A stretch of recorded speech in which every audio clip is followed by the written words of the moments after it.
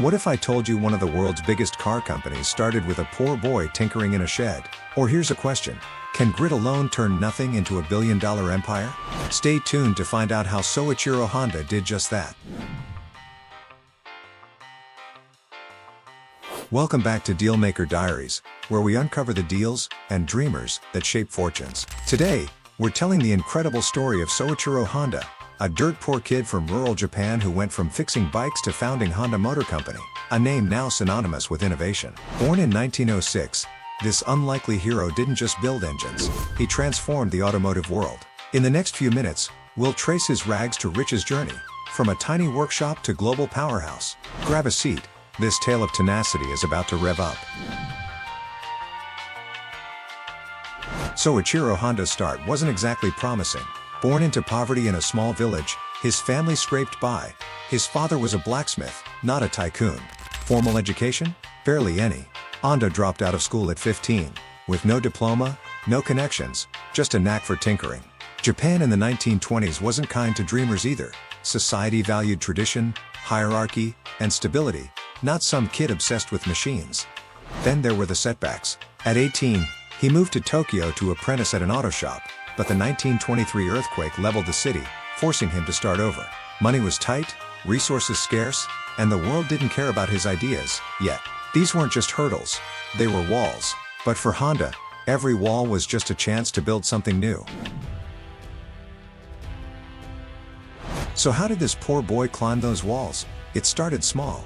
In 1937, Honda founded a company to make piston rings, tiny engine parts, but it nearly collapsed when his first batch failed. Undeterred, he taught himself metallurgy, sleeping in his workshop to perfect them.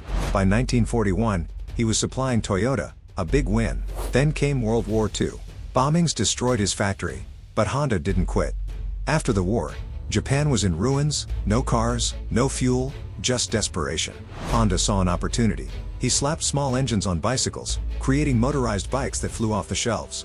In 1948, he founded Honda Motor Company with $3,200 and 34 employees. The real breakthrough? The 1949 D-Type motorcycle, nicknamed the Dream, a cheap, reliable ride that turned heads. From there, it was full throttle. The Super Cub in 1958 sold millions worldwide, and by the 1960s, Honda was exporting cars to America, taking on giants like Ford and GM.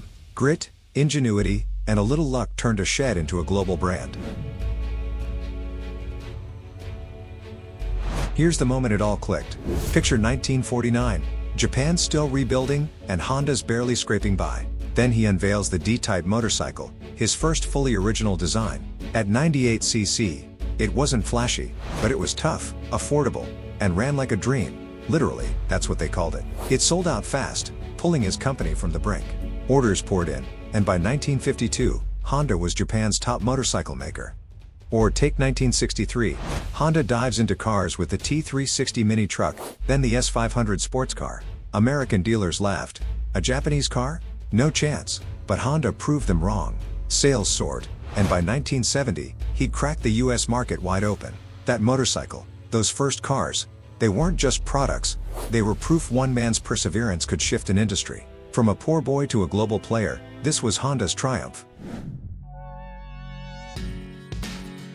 So, what's the takeaway, deal makers? Soichiro Honda turned poverty, no education, and a war-torn country into a $50 billion empire by 2025 standards. He overcame every odd, failed starts, bombed out factories, skeptical markets, with relentless drive and innovation. Today, Honda's a titan.